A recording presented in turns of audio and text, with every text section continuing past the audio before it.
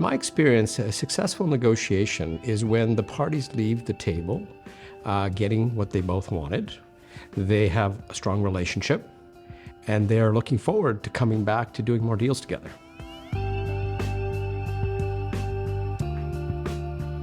Effective negotiator is somebody who listens, somebody who has empathy, and somebody who understands that relationships are important. There's several factors to that empathy standpoint.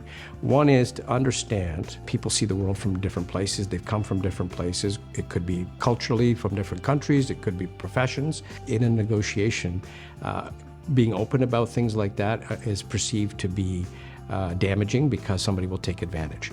And so people aren't going to lay all the cards on the table. And it's how you ask the questions, how you get people to talk. It brings out the pieces of information you need. And then what you do with that information is the most important piece. If you take that information and use it in such a way that you take advantage of the other side, they will shut down. But if you take that information and be empathetic and understand where they're coming from, you're building the bond with people to then work together. I think one of the biggest mistakes that people make in negotiating is not understanding what the other side is really looking for. We go into a negotiation with the fear because there's an asymmetry of information. We don't know what the other side wants, and then we jump to some conclusions and make some assumptions as to what they want, and then we hear what we want to hear rather than listening to what they really want. We feel that to persuade somebody we need to talk more, and all the research points to this, that the best negotiators, the best persuaders actually listen 63% of the time. Because in listening, and it's not just listening, it's actually hearing. So when you're listening, you have to then ask follow-on questions to make sure that you see the world from the way that the other person sees the world and not you do.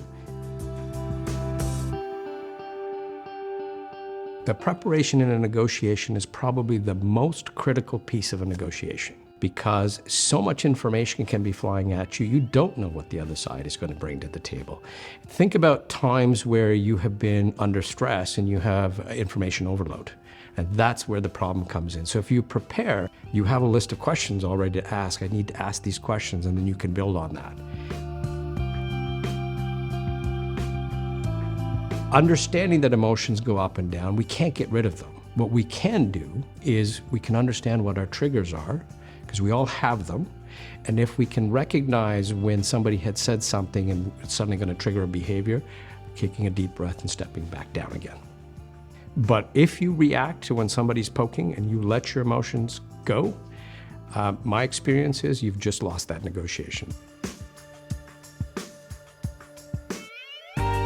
Most people view negotiation as a head-on-head bargaining. And the reality is this, that type of negotiation is appropriate in certain circumstances, like when you're only haggling about money. In most cases, and I would say 95% of what we do in both our personal lives and in our business lives, we don't need to bargain, because we also don't need the same thing. There's that fixed pie bias, that there's only a pie that's this big, and that we both want the same thing.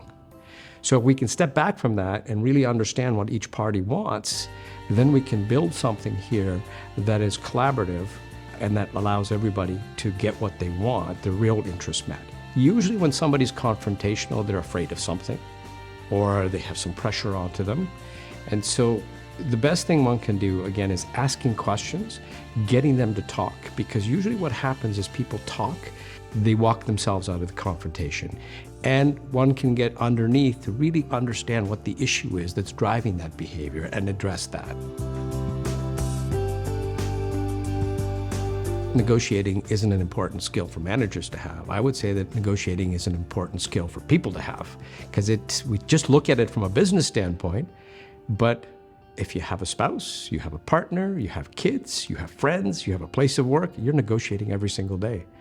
So you can apply these things at the workplace, but what if you can actually be empathetic to those people that you deal with on a daily life and make your relationships better because you've heard them instead of reacting back to something somebody said?